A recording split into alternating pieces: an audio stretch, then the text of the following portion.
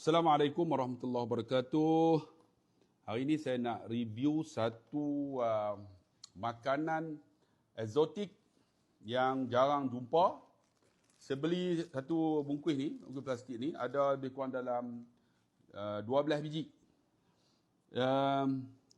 Yang namanya buah apa? Kelapa laut Afrika.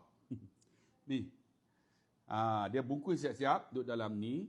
Ni duduk dalam peti sejuk. Tuan-tuan nampak dia ada kulit ni, yang ni. Tengok sikit, nampak dia ada kulit macam ni. Nampak tu. Isi dia dalam. Tuan-tuan jangan buang kulit ni. Untuk orang yang diabetes bagus. Sebab dia akan rasa manis depan ni. Lepas tu bila kita telan dia kelak-kelak sikit. Lepas tu dia akan rasa lemak ni. Mari kita tengok ni macam mana kita nak makan ni. Tangan kanan ni. Kelapa laut Afrika. Bismillahirrahmanirrahim. Kita try.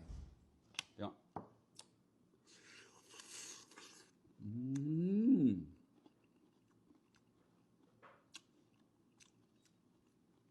Jangan buang ni yang ni. Dia kelak-kelak. Bagus untuk orang kerja manis. Dia manis tapi tak manis sangat.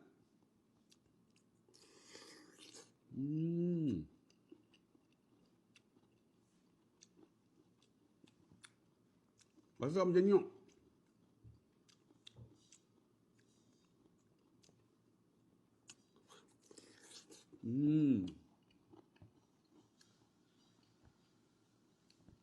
Untuk orang benci manis. Okey.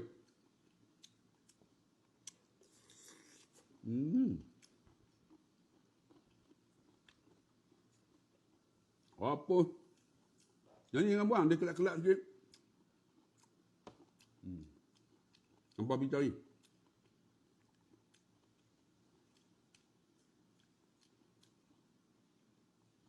Saya pun jumpa orang bagi.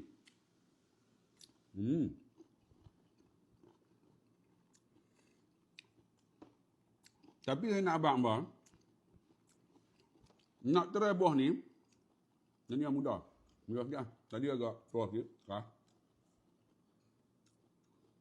Kita nak cicah dengan sambal kicap. Sambal kicap. Sambal kicap. Ni nampak tu. Cabai Melaka, bawang putih. Kita cicah. Sambal kicap. Saya tengok. Apa kata sedap? Woi. Bismillah.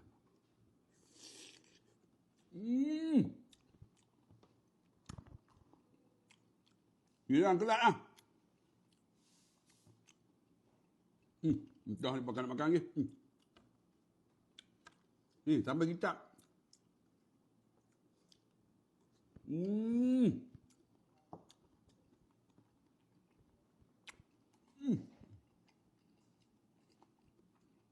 Makan bungkus ni kenyau.